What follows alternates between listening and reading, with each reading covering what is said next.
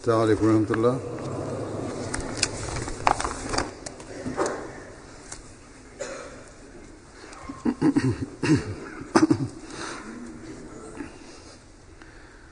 أشهد أن لا إله إلا الله وحده لا شريك له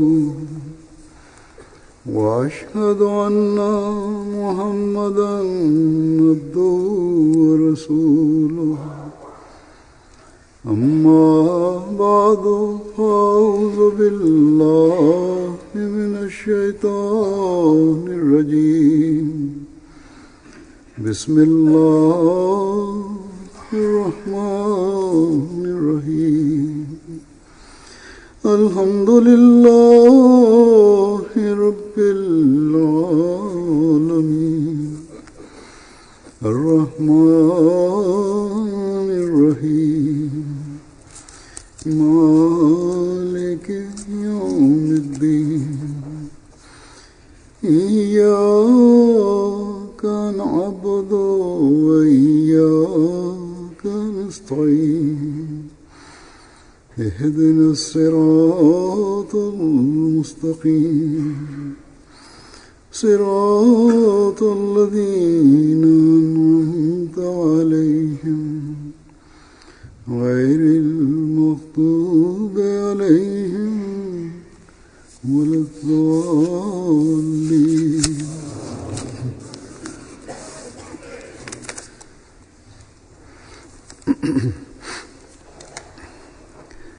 Bismillahirrahmanirrahim. Huzur kaže da je obećani Mesija alejhi selam, da je njegova navika da naporno radi i s ciljem da održi svoje zdravlje i da svoje tijelo drži aktivnim. Kakve su bile njegove navike? Spominjući ovo, Hazreti Muslih Maud radijallahu anhu kaže da on uopšte nije bio lijen ili neaktivan. Zapravo je vrlo naporno radio, vrlo vrijedan radnik. I volio je da bude u povučenosti međutim nikada nije odbacivao naporan i težak rad. Mnogo puta se dogodilo kad je trebao da ide na putovanje i kad bi konj bio poslan ispred njega, on bi išao pješice. Ponekad je prelazio 20-25 milja, tako je spomenuto. Zapravo mnogo puta on je većinu vremena putovao pješke i jedva da bi uzjehao na konja. I ovo hodanje pješke je ostalo do kraja njegovog života i njegova navika. I kad mu je bilo preko 70 godina, imao je neke bolesti. Međutim, uvijek je izlazio napolje radi svježijeg zraka i 4-5 milja bi hodao. Ponekad bi prelazio 7 milja. I u vrijeme prije njegovih starih godina on je spomenuo da je ustajao ranije prije sabah fadžr namaza i hodao bi, išao bi u Batalu, čini mi se, u Batalu i cesta koja je išla od Batala do Kadijana, to je otprilike 5 do 7 milja i to onda bi, da kad bi on to prešao, bilo bi vrijeme za fadžr sabah namaz. Ovo je primjer za nas, pogotovo za oni koji su posvetili svoj život, kojima je predana odgovornost i dužnost poslova džemata. Među njima prije svega su misionari s ciljem da vode brigu o svom dobrom zdravlju i također da ostanu vrijedni teški radnici.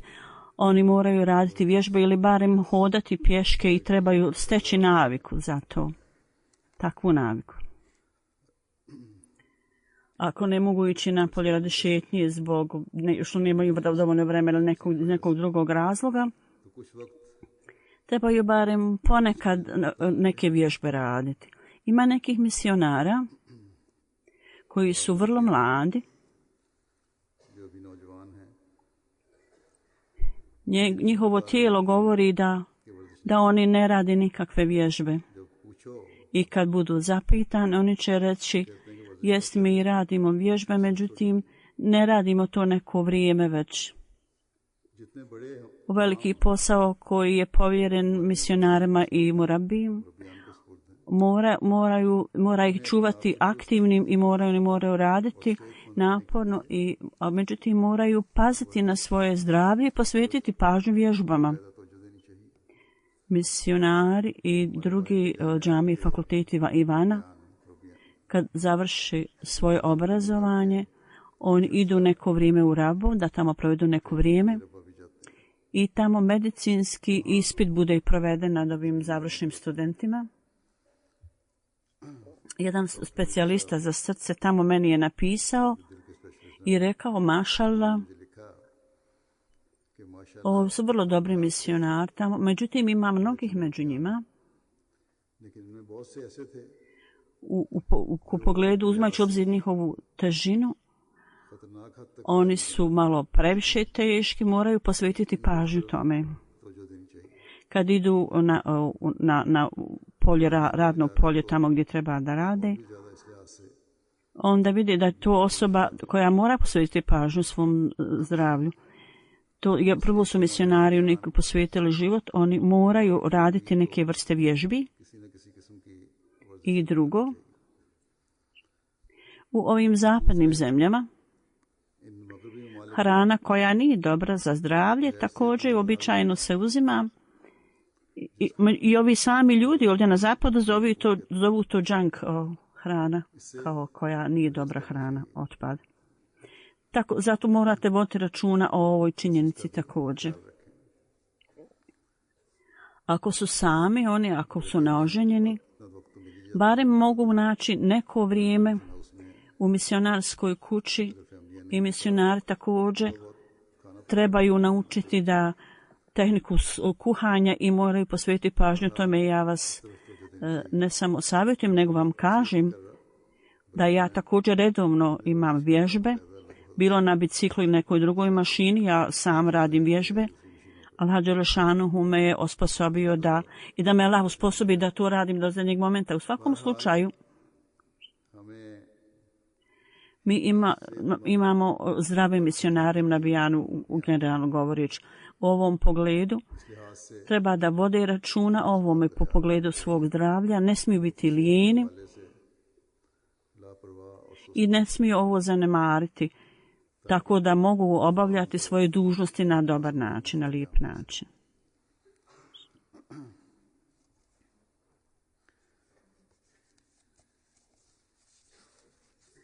Još je jedan događaj, ima još jedan slučaj. U pogledu obećanog Mesija al-Islama, Hazreti Muslima radijallahu anhu je spomenuo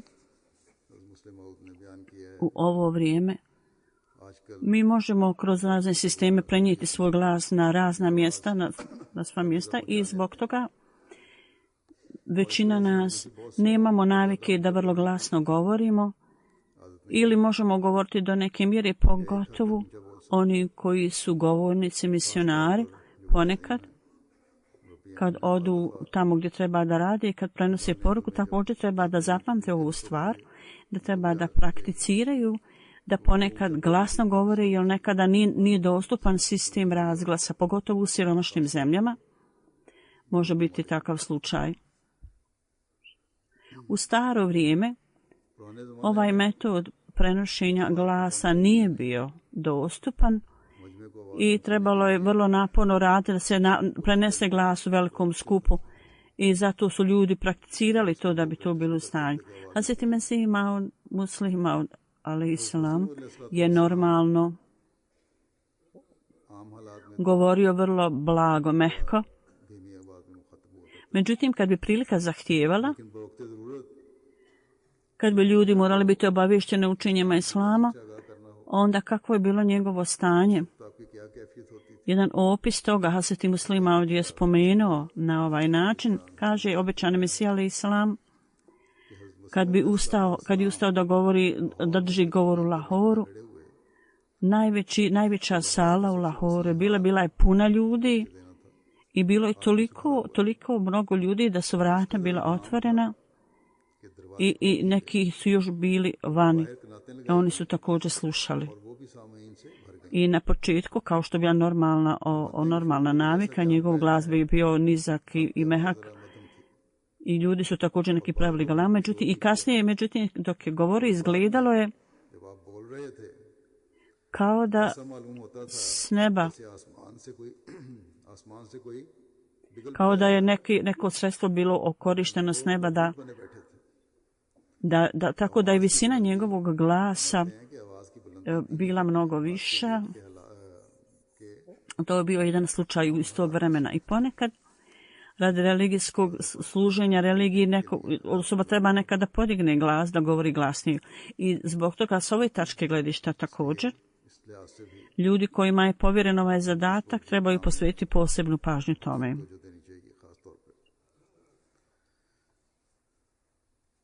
Ponekad neki ljudi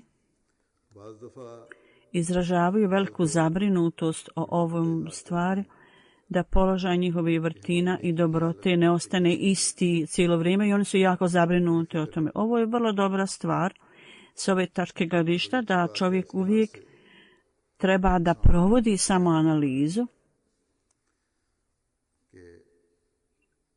da ovo stanje niske pobožnosti, je to kod mene, i njihova predanost i žar koji je imao prije, treba da analizira zašto se to dogodilo, da nije uvijek tako, da uvijek nema takav žar i revnost. I ako ostane dugo u takvom stanju, osoba mora nastojati sve što može da to izliječi, da to popravi. U svakom slučaju ovo je nešto vrlo dobro,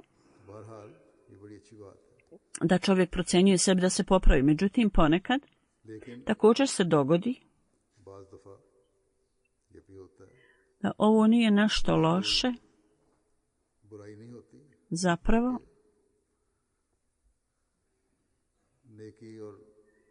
ovo je pitanje pobožnosti ili manje pobožnosti, ili dobrote ili manje dobrote. I ovo stanje dođe i ode. Bude privremeno i ode. Časni poslanik, sallallahu alejhi ve sellem, jedan ashab je njemu došao, časnom poslaniku, i rekao je: Božji poslaniče, ja sam postao licemjer. Kad sjedim u tvom društvu, onda je moje stanje potpuno drugačije. Kad ustanem sa skupa i odem negdje drugo, onda je moje stanje potpuno drugačije.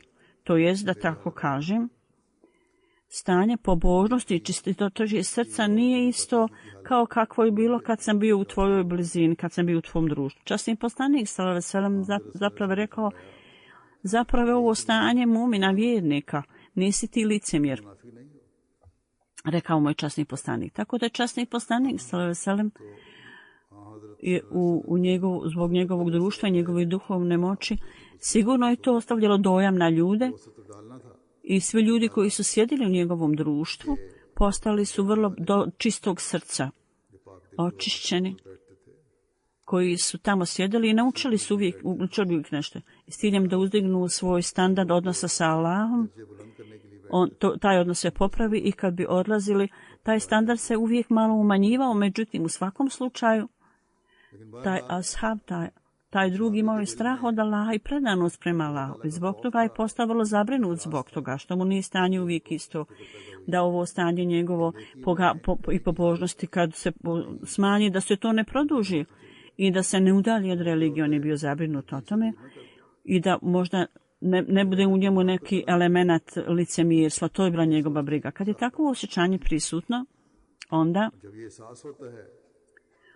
čovjek dobiva pomoć kroz dove i stikva, traženja oprosta od Allaha, i posvećuje pažnju samopopravljanju. Hazreti Muslima od radijallahu anhu, upisujući ovaj predmet, rekao je da obećani Mesija alejhi selam je govorio da zdravlje određene djeci općenito je dobro,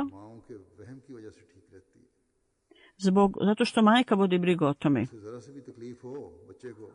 Ako dijete ima problem, čak i najmanje problem, majka odmah to prepoznaje, i rezultat toga je da majka uvijek vodi brigu o liječenju i o tretmanu. I dijete bude spašeno od bolesti koje bi bilo možda dugo ili vrlo opasno. I neke majke su takve बाज माएँ ऐसी होती हैं da saznaju o bolesti djeci का उस वक्त इल्म होता है kad to već dugo traje, kad to već postane ozbiljno. मुश्किल हो जाता है। Tako da ova briga majke je nešto vrlo dobro za zdravlje djece. Ovo razmišljanje majke je dobro za zdravlje djece. Slično tome, इसी तरह अपनी जात में u svom vlastitom slučaju može biti neki problem, može biti duhovnost.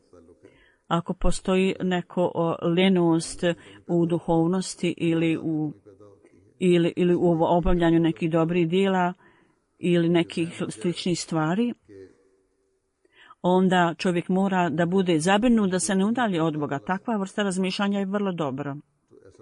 I kroz ovo osoba postaje spremna da se bori kad dođe opasnost i da se odbrane od takve opasnosti. Tako činjenica je da ljudi koji napreduju u dobrim djelima i oni koji vode brigu o svom stanju i postavljaju se u skladu sa Allahovim zahtjevima, oni su ti ljudi koji baš kao majka, oni su zabrinuti o svom stanju, njihove dove, njihov ibadet, u svom ibadetu zapravo.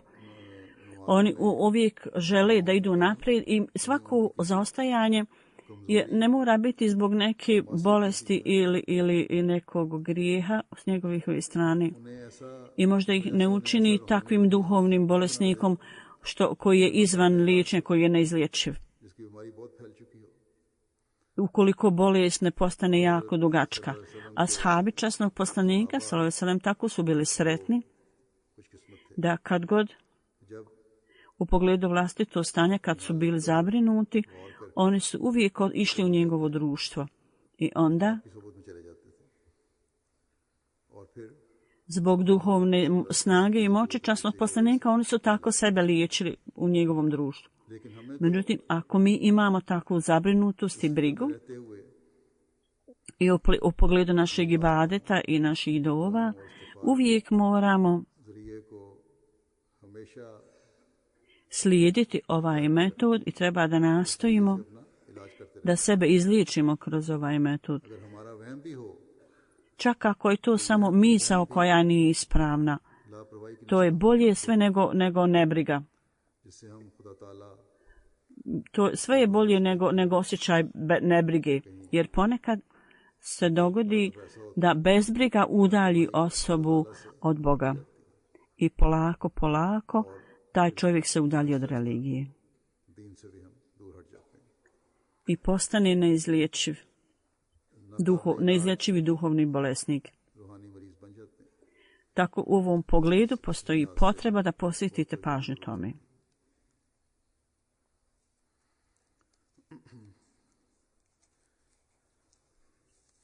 Hazreti Muslim Maud radijallahu anhu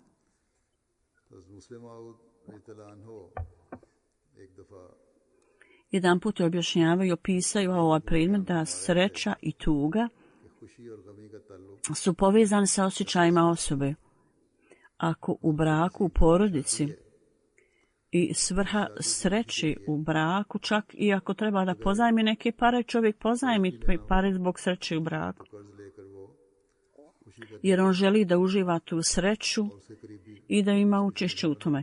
Međutim, oni ljudi koji su vezani za njega i odnosu sa njim ili rodbina, za takvu osobu da slavi ili za članove porodice, da slavi tu sreću i radost i što sebe stavlja u teškoću i da što posuđuje pare, to nije uopšte važno za njega. On se ne brine da će pozajmiti pare i da bude sretan, on se ne brine o tome. Slično tome,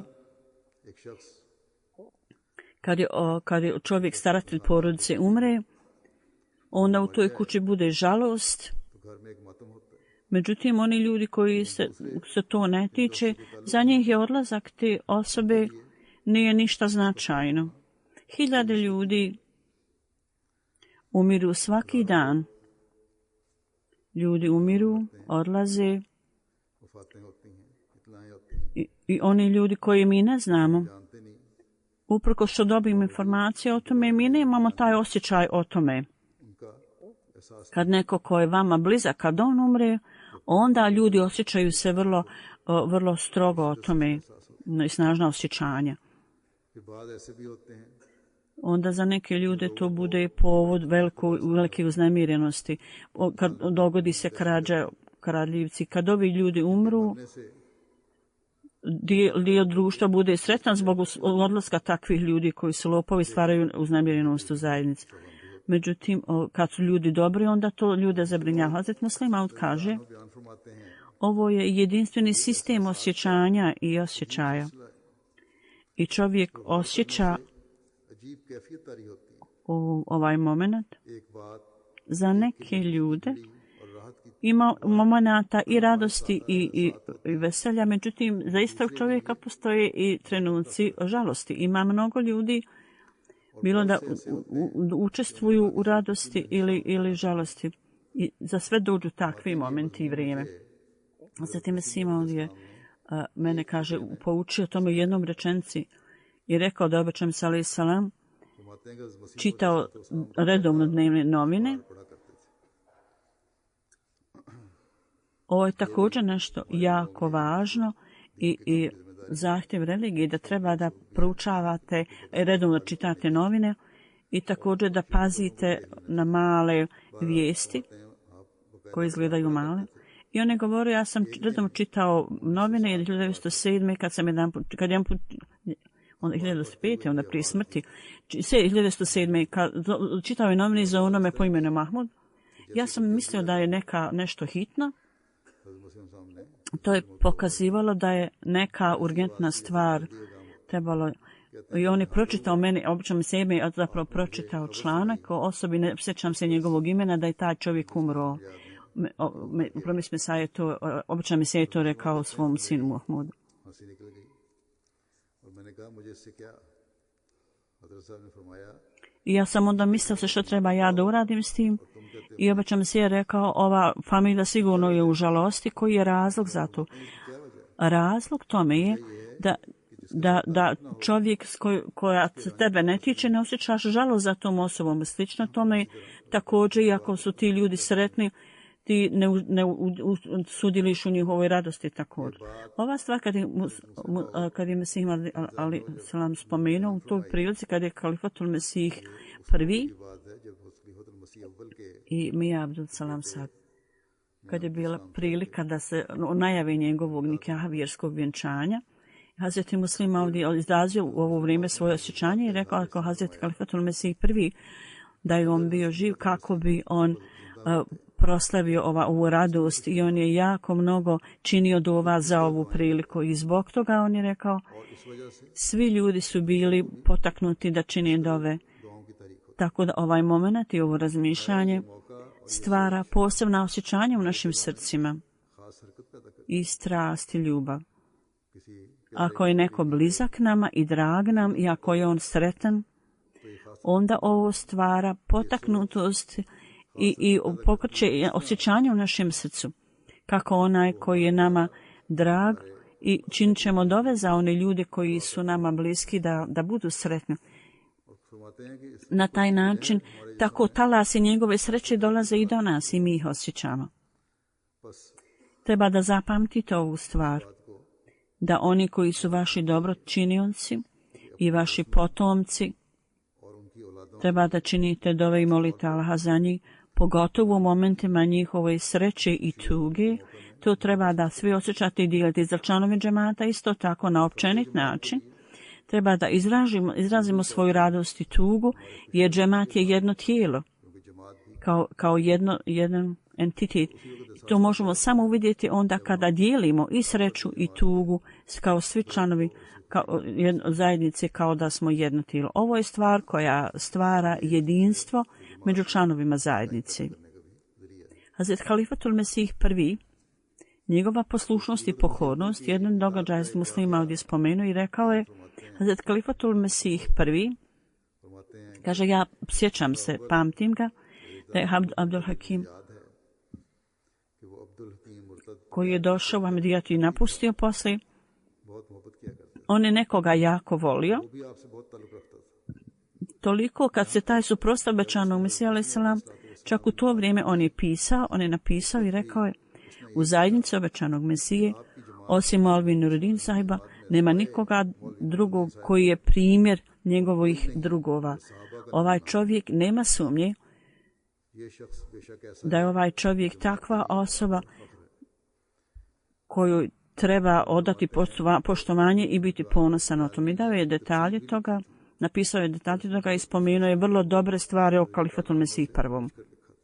Kada Abdul Hakim najavio njegov pristup Ahmedijatu, तो मैंने देखा ja sam vidio da je Hazret Kalifatul Mesih prvi odmah यानी हज़रत खलीफा अव्वल ने pozvao svoje studente फौरी तौर पर उस ऐलान i rekao im: idite शागिर्दों को बुलाया और उनसे i फरमाया vrlo brzo कि जाओ और जल्दी मेरे कुतुब खाने i uzmite komentar napisan koji je ovaj čovjek napisao. Ovaj komentar je bio u njegovoj biblioteci. Traži studente da uzmu taj komentar i da ga izbace i komentari iz knjige. से मुझ पर खुदा की Tako da on je rekao, tako da Allah dželešanu ne bude nezadovoljan sa mnom.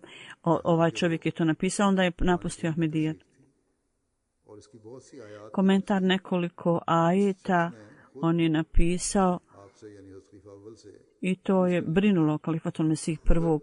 इस वजह से On je to poslije napisao इस पर खुदा का गजब नाज़िल हुआ इब्तिदा i pošto je napustio Ahmedijat i napustio religiju, zbog toga आपने अपने कुतुब खाने je na njemu Allahova srdžba i zbog ličnih osjećaja i razmišljanja on je rekao: ako je njegova knjiga među našim knjigama, onda će i druge knjige biti nečiste također. Jer Allahova srdžba i Allahova nezadovoljstvo je tu. I ovo je vrlo dobar primjer svi u nas da ga slijedimo. फिर Neki ljudi postavljaju prigovore, iznose prigovore कर देते हैं kad bude data neka vrsta kazne od džemata nekome ili se poduzmu neki koraci, neke mjere protiv nekoga. I on kaže o sebi, o neki čovjek, अपने मुतल्लिक कि मेरे खिलाफ i on je rekao: ovi mjere koji su poduzete protiv mene su pogrešne. और फलां Ovi postupci nisu poduzeti protiv osobe, उसकी हमायत nego mu je data naklonost. Ova reakcija ovog čovjeka nije nešto novo. U svako doba i u svako vrijeme ovakvi postupci su bili prisutni, bili su u prošlosti.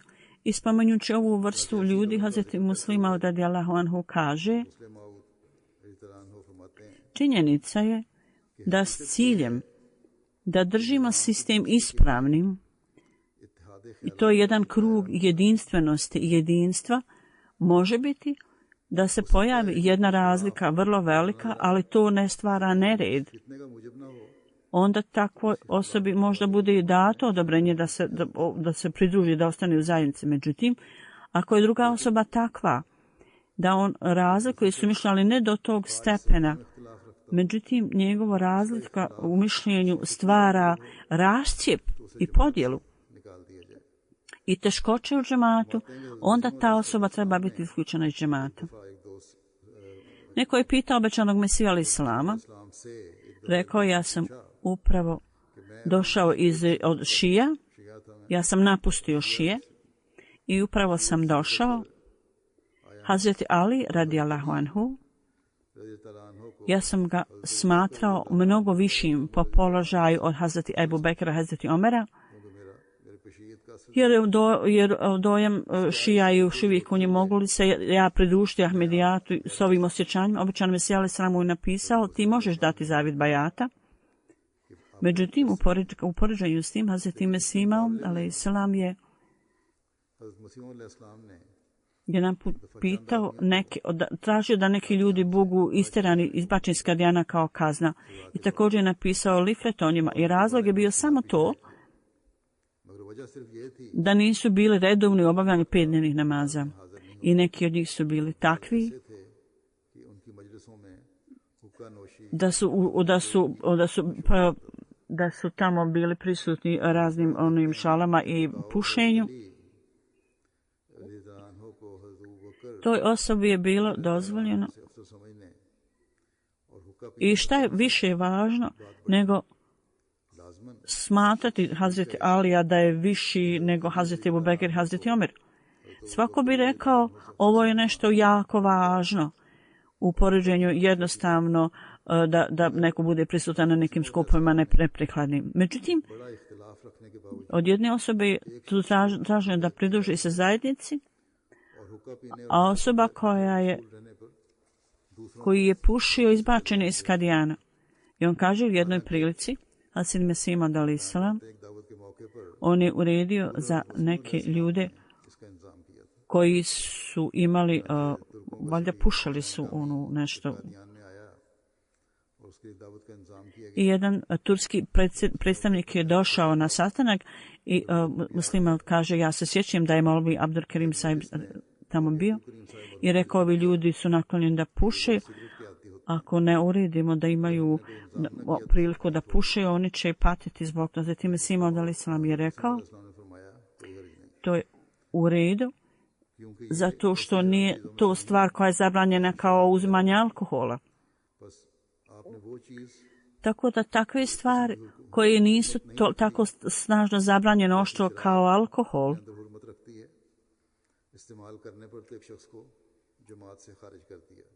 nije da ako neko ima ovu naviku da bude istran iz zajednice, nego onaj koji je rekao da je smatrao Hazreti Alija da je viši od Hazreti Abu Bekira i Hazreti Omera.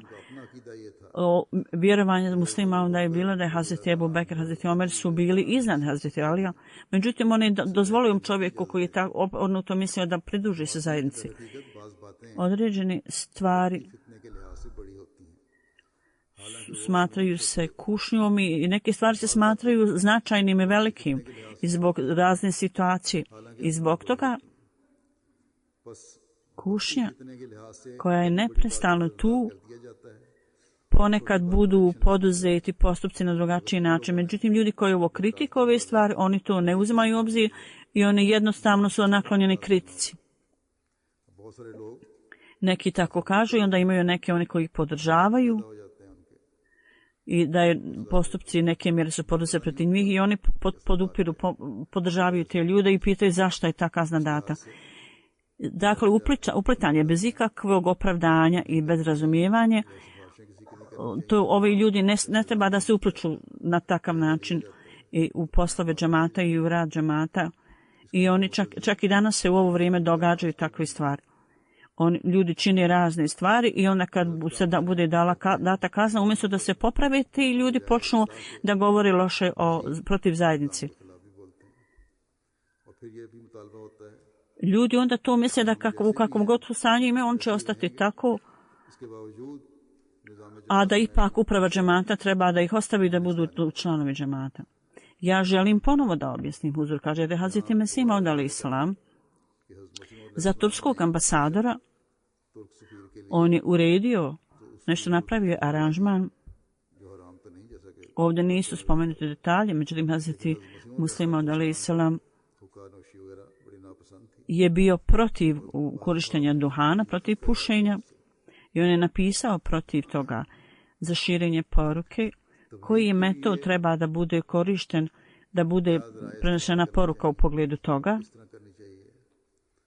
Hazreti Muslima Maud radijallahu anhu je spomenuo i kaže u ovo vrijeme oni koji prenose poruku tablih i oni dijele liflete i brošure, međutim oni ne mogu dugo nositi ovaj teret i ove. I kaže u vrijeme običnog Mesija alejhi selama poruka se prenosila na nekoliko stranica napisanom papiru i nije bilo u cijeloj zemlji i tolika literatura nije bila i oni su naširoko bili štampani i dijeljeni. U skladu s tim vremenom bilo bi 2000 ili do 10.000 bi se tih takvih štampalo. Međutim, džemat je sada mnogostruko veći i treba da bude 50 ili 100.000 takvog materijala od štampanom. Ukratko. Onda ćete vidjeti kako će ovi nekoliko stranica od džemata privući pažnju ljudi. Sada, elhamdulillah, sada su ovakva objašnjenja o džematu na milione naštampani i u mnogim zemljama također. Imamo izvještaj iz Amerike da u Švedskoj novinska agencija u Švedskoj kontaktirali su našeg predstavnika da u pogledu islama u Švedskoj oni sada obraćaju pažnju na to i da ljudi žele da iznađu stvarnost o tome i oni su željeli da nas intervjušu. Tako da na ovaj način posvećena je pažnja ovome i u toku moje posjete tamo milioni ljudi su primili poruku Islam Ahmedija. Dakle, kroz ove liflete i brošure na vrlo velikom nivou može biti obavješten veliki broj ljudi koju u običnom literaturom ne možemo u tolikom broju ljudi doći do toliko broja ljudi obavijestiti. Dakle, ovi lifleti treba da budu štampani.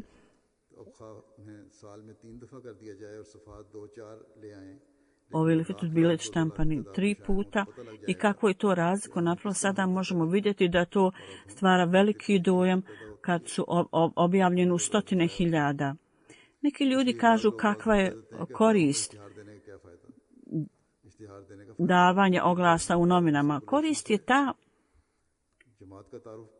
da novine idu do miliona ljudi i one kratko obavještenje ide do nekoliko također miliona. Dakle, novine na jedan način šire obavijesti do ljudi. Sada Allahovom milošću kroz novine napravljeno obavještenje i ovo predstavljanje džemata, kao što sam spomenuo.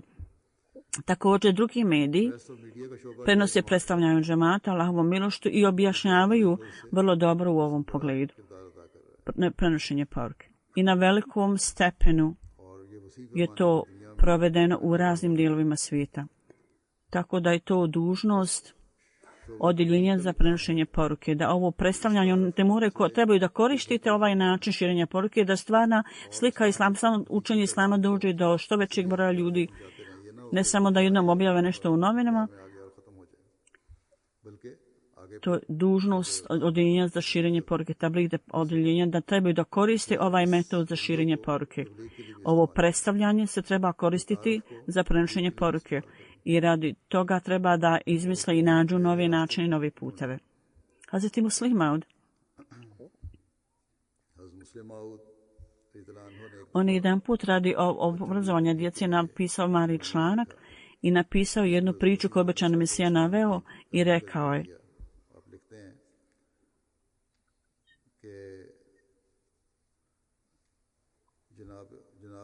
naš ugledni vođa, obećani Mesija alejhi selam,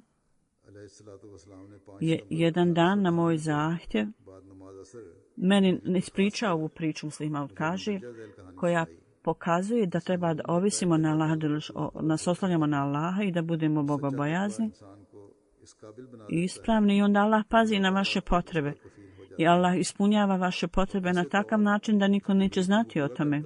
I on kaže da Hazreti Mesih Maud alejhi selam je rekao kako je neki vrlo pobožan čovjek negdje putovao i išao je kroz džunglu, je tamo bio neki lopov i krao je od svakog putnika koji bi naišao. Zbog njegove navike htio upravo da pokrade ovog pobožnog čovjeka, ali pobožni čovjek mu je rekao: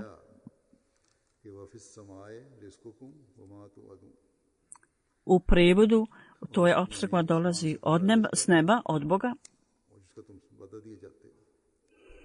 i ako budeš ovisio o Allahu i oslanjao se na Allahu, onda će tvoja opskrba doći od Boga. Napusti ovu krađu, ovu naviku krađe, rekao mu je. Allah dželešanuhu će paziti na tvoje potrebe. Ovaj lopov je bio jako impresioniran i postupao je prema savjetu je pobožne osobe, tako da je bila vijest da je dobivao poslije hranu u zlatnim zdjelama jer se oslanja na Allahu i postao je toliko bogat. U skladu s tom pričom da mu je služena hrana u srebrnim i zlatnim posudama.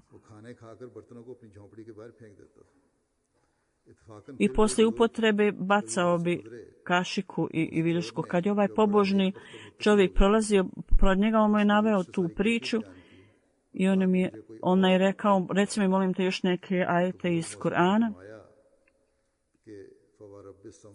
Tražio je od ovog čovjeka taj što je nekad bio lopo pa se popravio, tražio. I ovaj mu je rekao, ja se zaklinjem Allahom, gospodarom neba i zemlje. Ovo je toliko impresioniralo ovog čovjeka da je on se pokajao i napustio je ove loše ovakve navike. Dakle, ovo je priča koja je ispričana djetetu od 10 godina. Obično Mesiju ispričao svom sinu. I on je to govorio i drugoj djeci. Znači, po primanju bogobojaznosti, kakva promjena nastaje u osobi? Allah Đelešanu koji obezbjeđuje hranu za sve ljude i sve biće živa na nebu i na zemlji, ima nekakve sumnje o tome. On je istinski Bog koji nas hrani i on nam opskrbljuje. Zato budite bogobojazni i budite ispravni. Ovo je nešto, ovo je bilo ovako stanje djeci, da im je ova pouka data kao djeci. I ova tema je teška i za ljude odrasle da razumiju. Zato treba da zapamtite ovu stvar. Bogobojaznost treba da nastavite da posvojite puteve bogobojaznosti. I što više imate povjerenja u Allaha i oslanjanja u Allaha i čvrsto utemeljite na tom, jer on je taj koji pazi na nas i opskrbljuje za nas, nema sumnje o tome. On je istinski Bog i stvarni Bog i on je taj. Imajte zato straha od njega i on je taj od kojeg uvijek treba da molimo i treba da se pokorimo tome. I uvijek ovisite o tom Bogu i oslonite se na njega. Ovo je vrlina koja za muslimana je neophodna da je prihvati i da vjeruje u to. I također da postupa u skladu s tim. Zato za one ljude koji su starih godina, vrlo je važno za njih da zapamte. Sada mi zaboravljamo ove stvari i neki ljudi zaboravi na takvu bogobojaznost i umjesto ovisnosti o Allahu, oni više ovise o ljudima, ostanju se na ljudi. Treba da zapamtite da stvarno povjerenje i ostanjanje treba da bude na Allah Đelešanu. Da nas Allah Đelešanu osposobi da imamo ovu odliku u sebi bogobojaznosti. Poslije džume i namaza ja ću klanjati dženazu namaz za dvoje ljudi u odsustvu tijela. Mukarram El-Hadž Idriz. On je bio zamjenik emira u Sierra Leone. Poslije kratke bolesti on je umro inna lillahi wa inna ilaihi rađiun.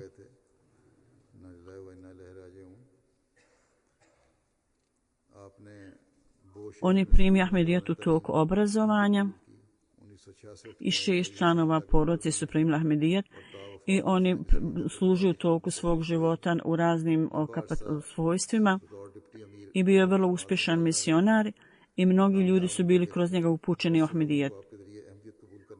Uprko što je njegova kuća bila daleko od džamije, on je i jakšem iša namaz klanja u džamiji. On je trošio vrijeme od jutra do ikindije u džamiji i bio zauzet u učenju Kur'ana. Predvodio je džumu namaz i slušao je hudbu redovno. Uvijek je proučavao knjige obećanog Mesija alejhi selama i obećanog Mesija alejhi selama i prenosio drugima. Po profesiji bio doktor. Međutim, uprkos toga, on je bio potpuno predan služenju zajednici, služenju džemata. Akil Ahmed Sab, misionar tamo lokalni, piše, kad god je bilo neki zahtjev, traženje pomoći od njega, kad god smo tražili neku pomoć od njega, on bi uvijek se odazvao. Kad bi neki misionar dosao, neki gost došao, on bi odbjegao ovom gospodinu. Kogod je tražio pomoć, on bi pružio pomoć. On je također liječio misionare i sve lijekove koje imao na dostupu, on bi njima to davao. Pazio je na siromašne pacijente i ispunjavao njihove potrebe i također kad bi putovali, njegovo zdravlje nije bilo dobro i kad bi osoba bila, kad neko ne bi bio dobar, nije bio dobro, osjećao se, on bi ga slao u bolnicu i brinuo se o zdravlju. On kad je dao zajedno bajata, dao je komad zemlji. I kasnije još išao naprijed u žrtvovanju. Tako da dao je komad zemlje usred grada za džamiju. I kasnije veliki iznos sumi dao za džemat također. Veliku sumu. S velikom predanošću i vrlo čovjek od ibadete bio je musi i također učestvovao u svim drugim apelima. Ovo su ljudi koji žive u dalekim zemljama, međutim Allahovom milošću oni su imali vjerovanje i vjerovali i uvijek su išli naprijed u tome da Allah dželešanu uveća položaj ove umrle osobe koji je umro. I također da Allah dželešanu njegove potomke drži da uvijek imaju kontakt s džematom. Druga dženaza je za Mansur Begum sahaba, ženu zamjenika mira iz Australije. Ona je bila vrlo redovna u namazu, u klanjanju tahadžud namaza, noćnog namaza, ima veliki osjećaj časti za zajednicu i veliku ljubav za instituciju halifata. Bila je vrlo pobožna i od ibadeta. Ako bi zaboravila namaz zbog starih godina, tražila bi od muža da dođe i da skupa obave namaz. Služila je kao leđna imajla, leđna ženske organizacije, predsjednica u Libiji, Pakistanu, u raznim mjestima i radila je sa članovima džemata i redovno je učila Kur'an. Osim svoje djeci, on je također poučila Kur'an i neahmedi djecu i bila je musi i sve doprinose je davala redovno i sve platila. Iza sebe ostavila muža, 2 sina i 2 kćeri. Svi su posvećeni služenju zajednice na jedan način ili na drugi. Umar Sahib ovdje živi. On je predsjednik jednog džemata u Londonu. Jedan sin je nacionalni sekretar Tabliha u Australiji. Da Allah dželešanu uzdigne njen položaj i da Allah dželešanu ima milosti.